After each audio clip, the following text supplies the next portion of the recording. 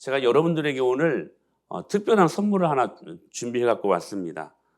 우리 대표로 우리 하상희 장로님 한번 어떤 선물을 선택하시겠습니까? 1번을 선택하시겠습니까? 2번을 선택하시겠습니까? 아니면 3번을 선택하시겠습니까? 우리 짰잖아요. 우리 짰어. 3번 말하기 전에 우리 1번 안에 있는 감추어진 선물이 뭔가 한번 볼까요? 제주도 여행권. 아이고, 예, 아쉽습니다. 짰잖아, 우리. 2번을 보여주세요. 하와이 여행권입니다. 3번은, 장로님 선택한 3번은 뭘까요? 문화상품권. 문상. 마상? 문상입니다, 문상. 10,000원권 선물을 드리겠습니다. 네, 감사합니다. 그런데 이제 한번 역으로 한번 진행을 해보십시다. 역으로. 자, 이번에는 1번, 2번, 3번을 딱 내어놓고 이제는 그 안에 있는 선물을 미리 보여드리겠습니다. 자, 1번 선물 제네시스 자동차, 2번 선물 광교 호수 아파트, 3번 선물 문화상품권. 자, 여러분들이 한번 질문합니다. 몇 번을 선택하시겠습니까? 라고 말하면 여러분, 이게 주저할 일입니까? 그렇죠? 이것이 여러분 쉽게 결정을 못 내려가지고 막 머뭇거릴 상황입니까? 아니죠. 결국 고민 끝에 목사님 저 그냥 3번 선택할래요 라고 말할 수 있는 상황입니까? 아니죠. 너무나 어처구니 없이 우리가 바로 이러한 삶을 살아가고 있다는 사실입니다. 나쁜 선택을 하거나 또한 나쁜 태도로 인생을 살아갈 때 성경은 어떤 결과를 우리가 맞이하게 될지 너무나도 선명하게 말씀해 주고 계십니다. 반대로 우리가 어떤 선택을 하면 축복을 경험하고 생명을 경험할지 주님은 너무나도 선명하게 저와 여러분들에게 밝히 보여주고 계십니다. 그런데도 우리는 무엇을 선택하며 살아가야 될지 고민해요. 이게 고민할 일이냐 하는 것입니다. 고민할 일인가? 답을 알려주시고 세상을 살아가게 하신 주님을 우리는 얼마나 좋으신 하나님으로 찬양하며 그분을 예배해야 될 모습인지. 그렇잖아요. 답을 알려주셨잖아요. 그리고 답을 알려주시면서 너희들이 이러한 선택을 하면서 살아갈 때에 하나님께서는 우리에게 놀라운 축복을 약속하시지 않았습니까? 그런데 답을 알려주고 그러면서 똑같은 말 한다고 지지부진하다고 지루하다고 에게 또 그 말이요. 여러분 그게 답이잖아. 답. 그러면 정말 지혜로운 사람이라면 답을 선명하게 보여주신 하나님의 은혜를 붙잡고 그 답대로 살아가야 되지 않겠습니까? 이 주님이 너무 좋으신 분 아닙니까? 여러분 기억하십시오. 여러분의 믿음의 태도가 여러분의 삶의 고도를 결정한다는 사실들을. 다시요. 믿음의 태도가 여러분의 삶의 고도를 어떻게 한다고요? 결정한다고요. 여러분 우리의 길이 되시고 우리에게 진리가 되시고 우리에게 답이 되시는 생명이 되시는 그 주님 붙들고 바른 선택하며 우리 믿음으로 살아갔으면 좋겠습니다. 우리는 계속해서 오병이어를 대하시는 예수님의 태도에 대해 살펴보고 있지 않습니까? 오병이어를 대할 때에 제자들은 소극적이었고 그리고 부정적이었고 그리고 비관적이었지만 그 모든 태도를 예수님은 한 방에 제압하셨지요. 어떤 예수님의 애티튜드, 태도로 제압하셨습니까? 감사로 제압하셨습니다. 여러분, 감사는 우리의 비관적인 상황도 우리의 소극적일 수밖에 없는 상황도 우리 부정적인 상황도요. 여러분 감사가요. 이 모든 것들을 다 바꿉니다. 그래서 적극적이게 만들고요. 낙관적이게 만들고요. 긍정적이게 만든다는 사실이에요. 감사가 이러한 능력이 있어요. 여러분 한 주간 동안 어떤 감사를 갖고 사셨습니까? 그리고 또 하나 오병이어를 대하시는 예수님의 애티튜드 그분의 태도를 오늘 본문을 통해서 우리가 살필 수가 있는데 바로 겸손이라고 하는 태도입니다. 예수님은 하나님이시죠. 하나님이시기 때문에 모든 것을 다 하실 수 있는 분 아니십니까? 왜냐하면 그분은 전능하신 분이시기 때문에. 그런데도 이 일을 성부 하나님께 올려드립니다. 이 사역을 성부 하나님께 그 주도권을 내어드렸다는 사실입니다. 예수님의 겸손이었습니다. 마태복음 14장에 보면 이런 말씀이 나와요. 떡 5개와 물고기 2마리를 가지사 하늘을 우러러 어떻게 하셨다고요? 축사하셨대요. 감사 기도하셨다는 거예요. 여러분, 예수님은 하나님이십니다. 그분은요 5,000명뿐만이 아니라 5만 명, 여러분 지구에 있는 모든 사람들을 다 한 방에 말씀 한마디로 다 먹이실 수 있는 분 아니십니까? 저는 그 하나님을 믿습니다. 근데 그 하나님이 예수님으로 오셔서 지금 그 사역을 능히 감당하실 수 있음에도 불구하고 오히려 이 일의 주도권을 성부 하나님께 내어드렸다는 사실이에요. 하늘을 우러러라는 표현은 여러분 피조물들이 창조주 하나님 앞에 드릴 수 있는 최고의 표현입니다. 지금 그 일을 예수님이 하고 계셨다는 거예요. 성부 하나님을 우러러 바라보시고 감사하시며 이 사역을 위해 기도하셨다. 이 모든 사역의 주도권을 하나님께 내어 맡겨 드렸다는 것입니다. 할렐루야. 예수님은 겸손하신 분이십니다. 우리가 이 겸손의 태도를 그래서 배울 수 있어야 된다는 사실이에요. 여러분, 결국 인간관계에서 승리하려면 겸손해야 돼요. 인간관계의 모든 키워드가요 겸손에 있어요. 우리가 이 예수님의 겸손을 배우고 인간관계를 어떻게 해야 될 것인가 한번 그 답을 찾는 시간이 되었으면 좋겠습니다. 그래서 바울이 이 비밀을 알았기에 빌립보서 2장 5절 오늘 본문에서 뭐라고 말씀하셨냐면 너희 안에 이 애티튜드를 품으라. 곧 그리스도 예수의 애티튜드다라고 말씀하십니다. 여기 이 마음이 애티튜드라고 지금 번역되고 있다는 거예요. 즉 우리들이 품어야 될, 가져야 될 태도가 어떤 태도냐?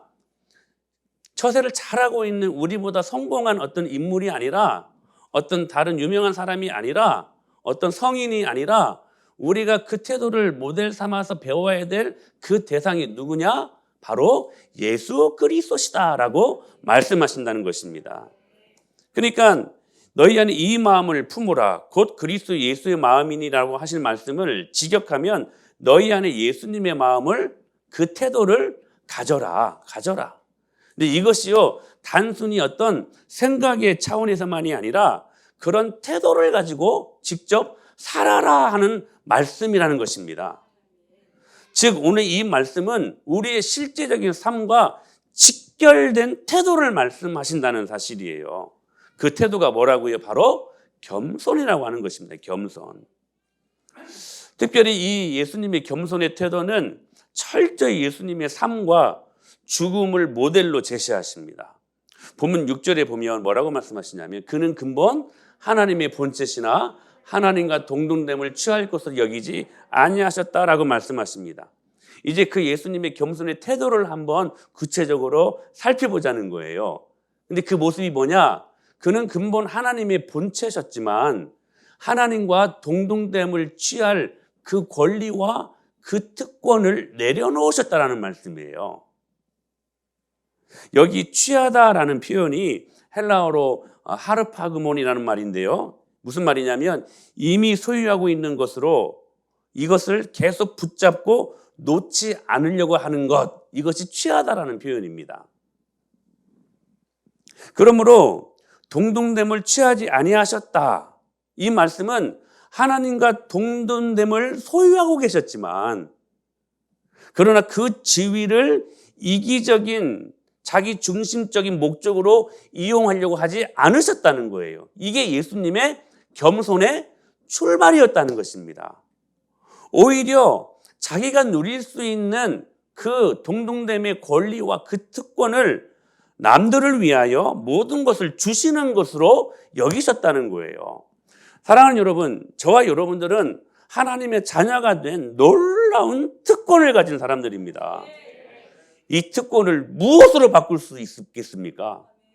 바꿀 수 없는 주님이 우리에게 주신 유일하고도 가장 놀라운 축복 아니겠습니까?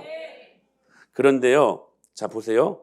그리스도에게 있어서 하나님의 동등됨은 얻는 것으로 얻어진 것이 아니라 주는 것이었다는 거예요. 무슨 말씀이냐면, 자, 하나님과 동등되셨다. 그는 하나님이셨다는 거예요. 놀라운 권리이자 특권 아닙니까? 우리도요, 하나님의 자녀가 된 놀라운 권리와 특권을 갖고 있지 않습니까? 그런데요, 우리가 언제 이 특권과 권리를 누릴 수가 있느냐?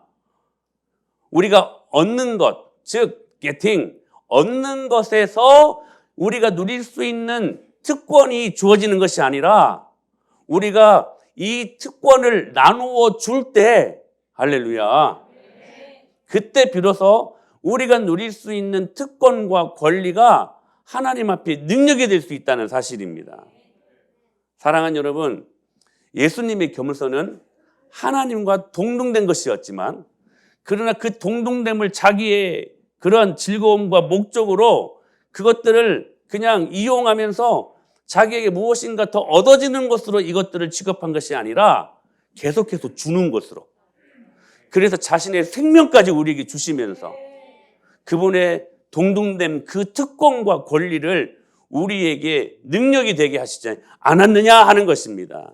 그러므로 그분의 자녀들인 저와 여러분들도 우리가 예수님을 믿고 누릴 수 있는 수많은 축복이 있죠.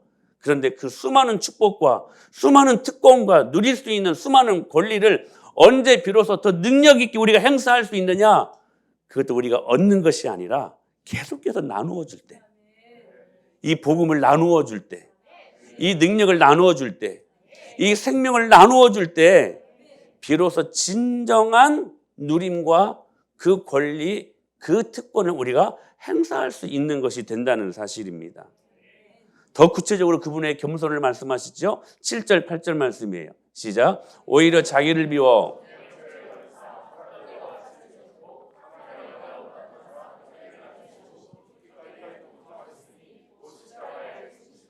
오늘 이 구절을 보면, 이 7절, 8절 이 구절을 보면 6개의 구절이 나옵니다. 6개의 구절이 나오는데 하나는 뭐냐면 자기를 비웠다. 그리고 종의 형체를 가지셨다. 그리고 사람들과 같이 되셨다. 또 자기를 낮추셨다. 그리고 죽기까지 복종하셨다. 또한 십자가에 죽으셨다. 이 말이에요. 그러니까 예수님의 겸손한 태도를 굉장히 구체적으로 자세하게 우리들에게 말씀해 주고 계셔요. 자, 하나님과의 동등됨을 취할 것을 여기지 아니하시는 그 모든 모습을 자기를 비우는 모습으로 보이셨다는 거예요. 오늘 이 6개의 구절 중에 주 문장이 뭐냐면 자기를 비웠다라는 말이에요. 그리고 나머지 5구절은 종의 형체를 가지고 사람들과 같이 되셨고 자기를 낮추시고 죽기까지 복종하시고 십자가에 죽으셨다. 이 5개의 절들은 이 자기를 비운 하나의 방법들을 말씀하시는 거예요. 즉 이런 말씀이 되는 것이죠. 자기를 비우기 위해 종의 형체를 가지시고 자기를 비우시기 위해 어떻게 되셨다는 거예요? 사람들과 같이 되셨고 자기를 비우시기 위해 어떻게 되셨어요? 자신을 낮추시고 죽기까지 복종하셨고 결국 십자가에 죽으셨다는 거예요. 이게 예수님의 겸손이었어요. 그러니까 자기를 비웠다는 것이 주 문장이라는 거예요. 이를 위해서 구체적인 겸손의 태도를 보이셨는데 종의 형체를 가지시고 사람들과 같이 되셨고 자신을 낮추시고 죽기까지 복종하시고 결국 십자가에 죽으셨다는 것. 다시 말씀드리면 예수 그리스도께서 하나님과 동등됨을 취하지 아니하시고 모든 것들을 내어주시는데 그 첫 출발이 바로 어디에서 일어나냐면 종의 형체를 가지셨다는 사실들이 있습니다. 자신을 비우기 위해 첫 번째로 취하신 예수님의 겸손의 모습이 무엇이었다고요? 종의 형체를 가지셨다는 거예요. 사랑하는 여러분, 여기에서요 예수님이 깊은 겸손을 배울 수 있어야만 합니다. 자, 종의 형체를 가지셨다. 무슨 말씀이에요? 우리 예수님은 여러분 저 하늘 보좌를 박차시고 이 땅에 내려오실 때 모든 인류의 왕으로 오시지 않았습니까? 왕으로 오셨는데 그분의 라이프 스타일은 종이셨대요. 여러분 이게요 안 맞아요. 왕으로 오신 분이 어떻게 종으로 이 땅에서의 삶을 살아갑니까?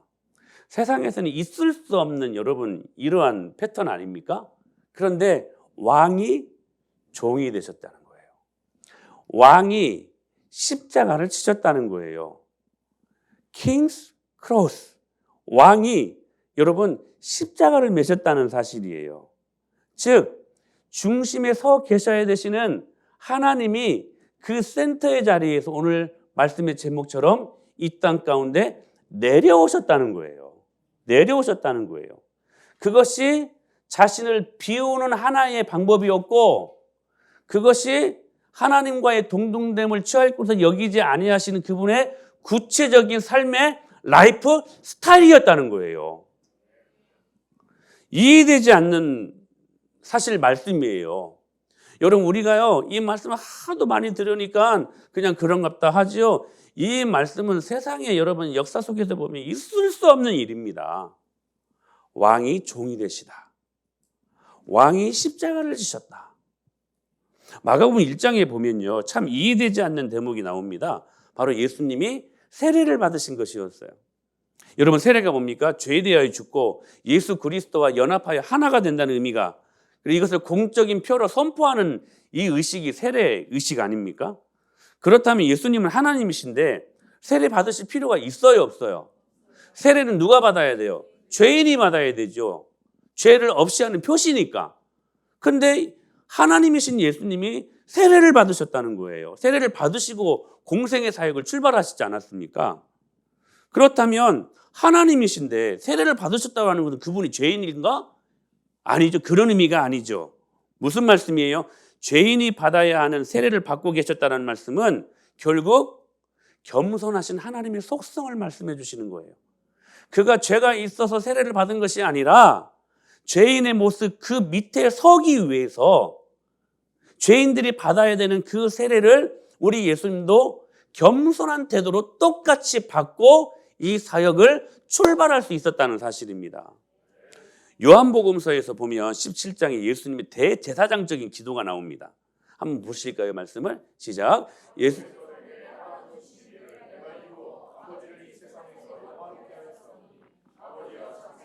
내가 아버지와 함께 가졌던 영화로서. 여러분 이 예수님의 기도를 보면요 정말 겸손한 기도예요. 여기에서 자신이 이렇게 막 주목을 받거나 두각을 나타내거나 막 자신을 뽐내거나 기록 기도가 없어요. 여러분 인간의 본성은 늘 자기가 센터에 서는 것을 여러분 본성적으로 원하지 않습니까? 걸그룹들도요 가운데 서는 것을 원해요. 사진 찍을 때에도요 가운데 서기를 원해요. 결국 센터 자리에 서기를 원해서 우리가 공부도 하고요, 우리가 돈도 벌려고 하고요, 우리가 관계도 맺으려고 하지 않습니까? 그런데 예수님의 사역은 오로지 성부 하나님 아버지를 영원롭게 하는 것이었어요. 오병이어를 받아들이고서도 하나님 아버지께 기도하셨어요. 여러분 그 상황이 어떤 상황입니까? 사역의 주체가 여러분 오직 그 성자 예수님에게서 지금 나타낼 수 있는, 오히려 막 사람들의 영웅이 되고 사람들에게 막 멋진 모습 보여줄 수 있는 절호의 기회 아닙니까? 자신이 유명세를 이야기할 수 있는 절호의 기회 아닙니까? 그런데요 그 오병이어를 받아들이고 그 적은 것을 받아들이고 하늘의 하나님 앞에 우러러 경배하시면서 겸손하시게 이 모든 사역의 주체가 자신이 아니라 하나님께 있음을 선포하면서 이 사역의 모든 주도권을 주님 앞에 내어 드리고 있었다는 사실이에요. 사랑하는 여러분, 여러분의 삶의 주도권이 어디에 있습니까? 누구에게 있습니까? 여러분 가정에 여러분의 삶의 주도권을 누가 쥐고 계십니까? 남편이 쥐고 있습니까? 아내들이 쥐고 있습니까? 아니면 자녀들이 쥐고 있습니까? 여러분 가정의 주도권을요 예수 그리스도께 내어드리시길 축복합니다. 오로지 예수님께서는 이 일의 중심의 자리에서 성부 하나님이 계심을 붙들고 그분을 선포하면서 그 중심의 자리에서 내려오셨던 예수님의 모습을 발견하게 되더라는 사실이에요. 벳세다 영웅으로 등극할 수 있었던 절호의 기회. 근데 이 일의 중심에서 내려오신 예수 그리스도, 오히려 이 일의 주체를 성부 하나님께 드리고 계셨다는 사실들.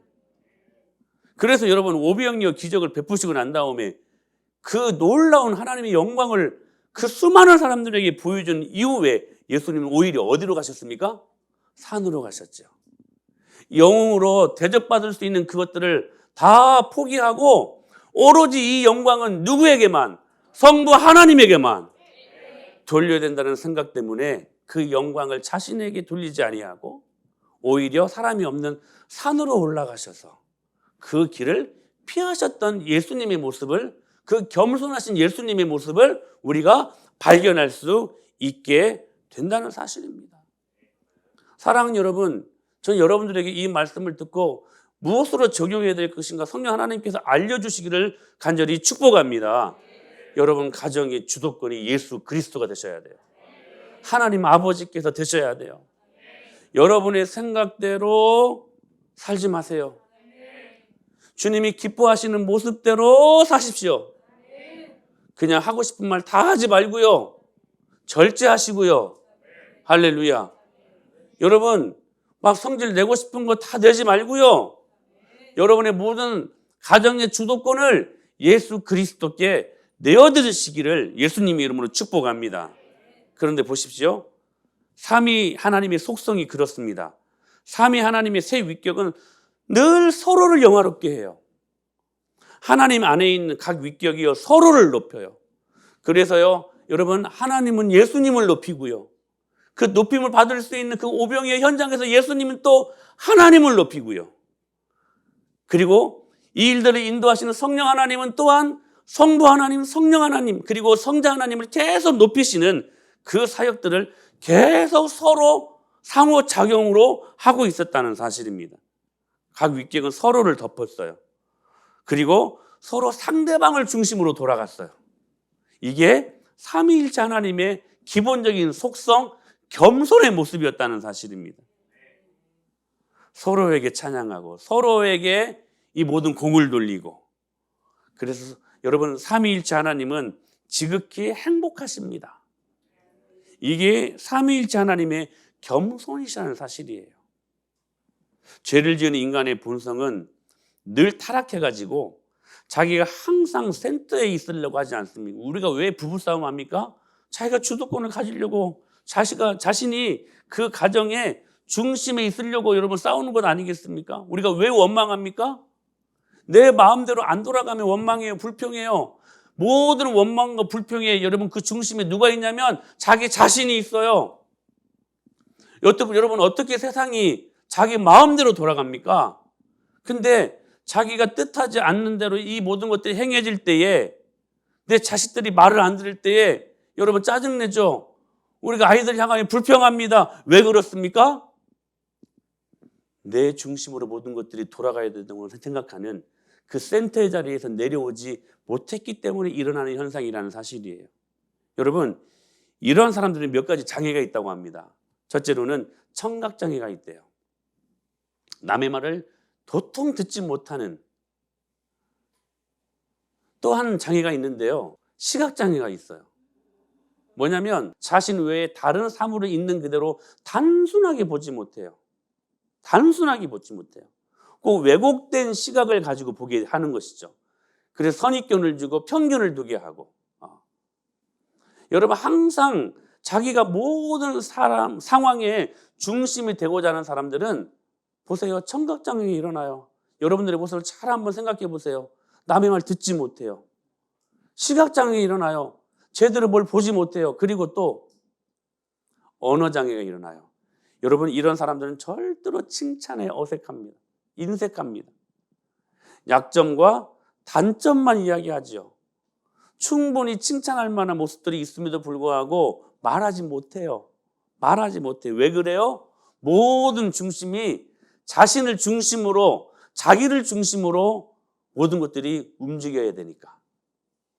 여러분 자기 중심적인 사람은 자신이 중심이 되고 만물이 자신의 주위를 돌기를 원한다는 것.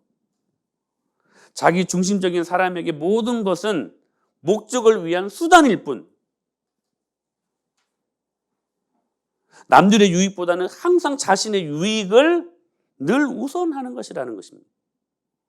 남들과 즐기고 이야기를 나누지만 결국은 모든 것이 자신을 중심으로 돌아가게 원한다는 사실이죠. 여러분 제자들 보십시오. 실컷 3년 동안 같이 밥 먹고 같이 자고 제자 훈련 시켜놨더니 결국 그들이 나중에 하는 말들 무엇 때문에 싸웠습니까? 한 번인가는 제자들끼리 막 싸우는 거예요. 가만히 보니까 누가 이 로마라는 나라에 이 모든 것들을 다시 통치하고 다시 그것들을 회복하고 난 다음에 정권을 찬탈했을 때에 그 예수님의 누가 오른팔이 될 것인가 왼팔이 될 것인가 자리 싸움하고 있지 않았습니까? 그런 그들을 향한 예수님이 하신 말씀이 뭐였어요? 이 말씀이었어요. 시작. 인자가 온 것은 섬김을 받으려 함이 아니라 도리어 섬기려 하고 자기 목숨을 많은 사람의 대속물로 주려 함이니라 라고 말씀하셨습니다. 그리고 이렇게 말씀하셨죠. 시작. 너희 중에는 그렇지 않을지니 너희 중에 누구든지 크고자 하는 자는 너희를 섬기는 자가 되고 너희 중에 누구든지 으뜸이 되고자 하는 자는 모든 사람의 종이 되어야 하리라. 왜요? 하나님이신 예수님이 왕으로 오셨지만 그의 라이프 스타일은 종이셨기 때문에. 갈라디아서 5장 13절에 이렇게 말씀하셨어요. 시작. 형제들아 너희가 자유를 위하여 부르심을 입었으나 그러나 그 자유를 육체의 기회를 삼지 말고 오직 사랑으로 서로 할렐루야. 여러분 우리는요 하나님의 자녀된 특권을 가진 사람들입니다. 여러분 이 특권을 무엇으로 바꿀 수 있겠습니까? 그래서 저와 여러분들은 그 주님의 은혜 복음으로 말미암아 자유한 사람들입니다. 그런데 그 자유를 위하여 부르심을 입었지만 그러나 그 자유로 육체의 기회를 삼지 말고 분명하게 말씀하시잖아요. 오직 사랑으로. 누구의 사랑으로? 에로스가 아니에요. 필레오가 아니에요. 하나님이 허락하신 아가페 예수님의 사랑으로 서로 종노릇하라 말씀하시는 거예요. 저는 이 말씀이 너무 중요한 말씀을 생각합니다. 이게 우리가 센터에서 내려올 수 있는 핵심 키워드를 줄 수 있는 말씀이에요.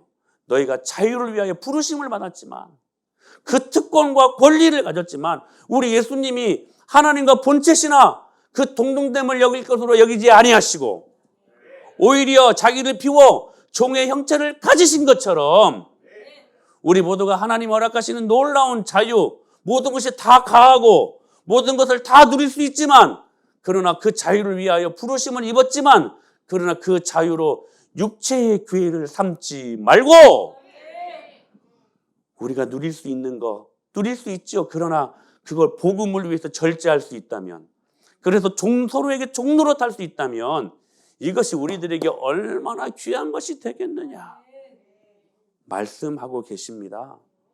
제가 언젠가 인싸 아싸를 말씀드리면서 우리 예수님은 인싸시다. 그러나 그의 삶은 아싸셨다라고 말씀을 드렸었죠. 영문 밖을 섬기는 삶이었다. 여러분 그러므로 우리도 예수님의 은혜로 말미암아 인싸되는 사람들 아닙니까? 그러나 우리의 삶은 아싸여야 된다는 거. 그래서 여러분 히브리서 기자가요 예루살렘 밖으로 나가라고 계속 말씀한 영문 밖으로 계속 나가라고 이야기하죠.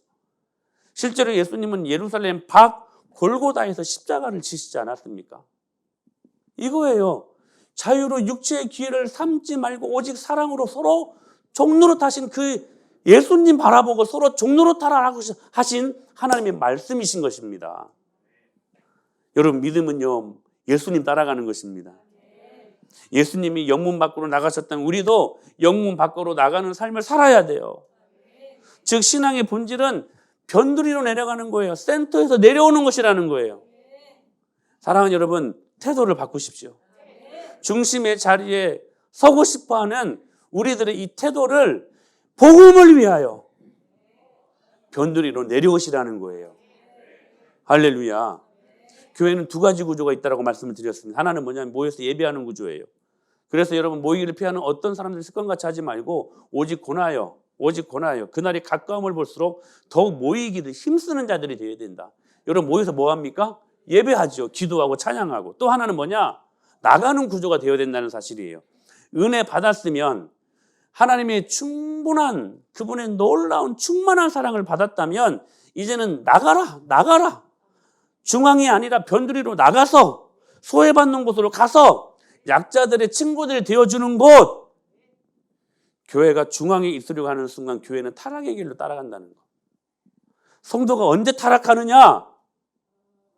변두리를 포기하고 삶의 중심에 자신의 유익과 자신의 쾌락과 자신의 즐거움을 따라가려고 하는 순간, 그때 성도는 타락하고 시험에 들 수 있다는 사실입니다.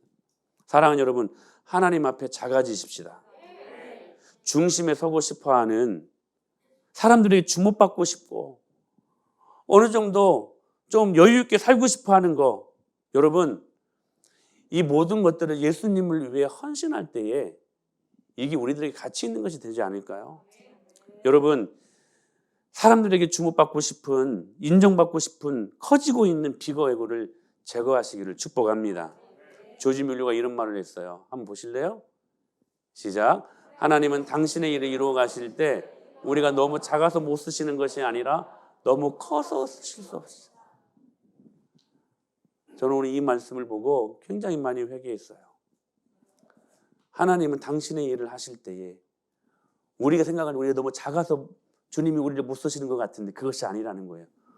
오히려 우리가 너무 커서 하나님께서 우리를 쓰실 수 없다는 거.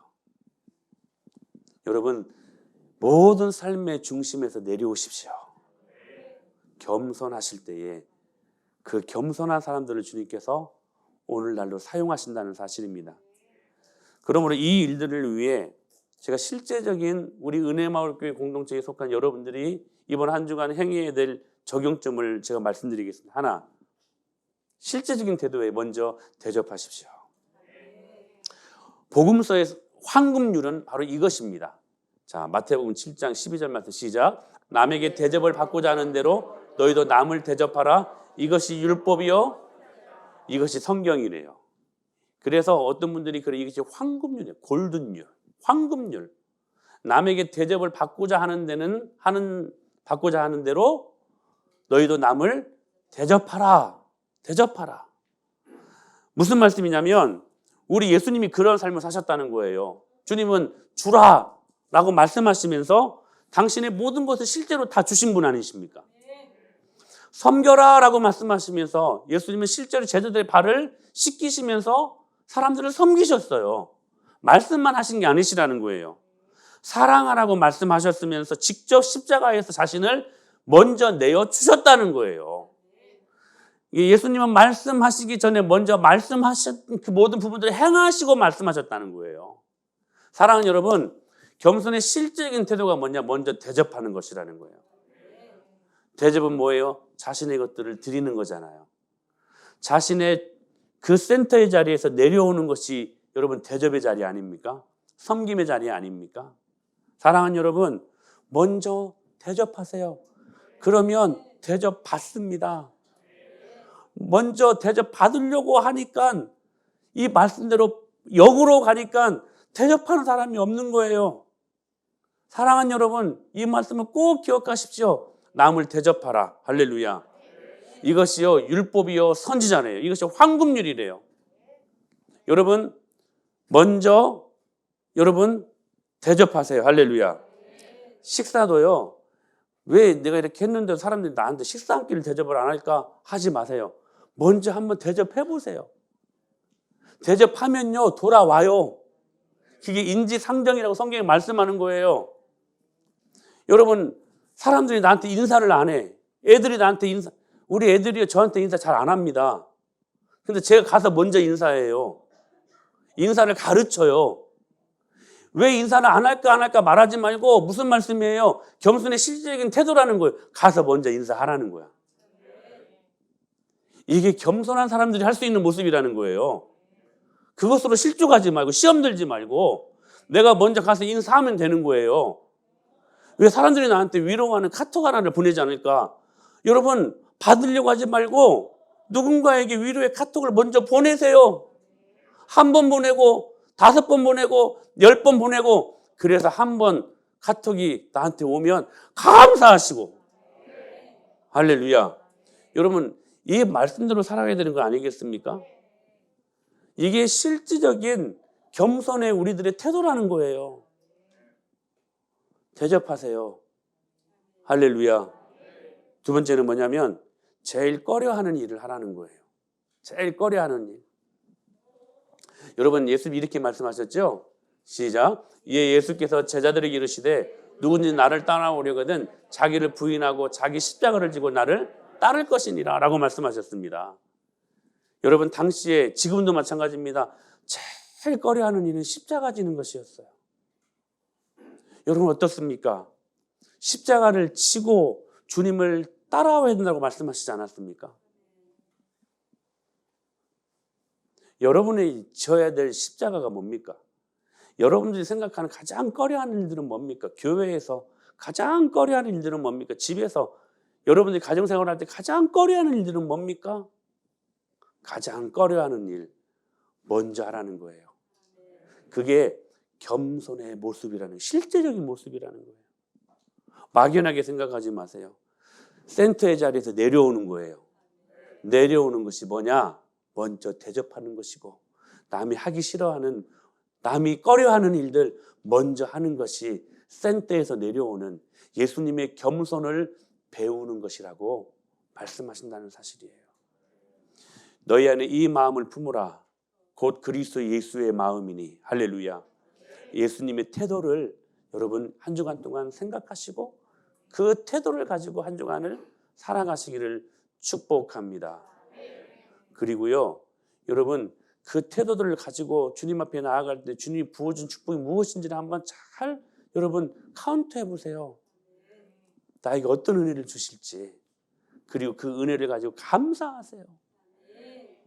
그리고 그 은혜가 있다면 누구에게 다시 한번 대접하시고 꺼려하는 일 먼저 하시고 오늘 이 말씀을 믿음으로 꼭 받고 이 은혜를 오늘 목장에 서로 나눔으로 갖고 적용하시면서 한 주간을 살아갈 때에 하나님께서 은혜를 주시고 또 그 은혜를 가지고 열매를 가지고 주님 앞에 드리면 주님이 또 우리 은혜를 주시고 우리의 삶 속에서 선순환의 역사가 일어나는 놀라운 복된 하나님의 귀한 삶을 살아가는 저와 여러분이 될 수 있게 되기를 예수님의 이름으로 간절히 축원합니다.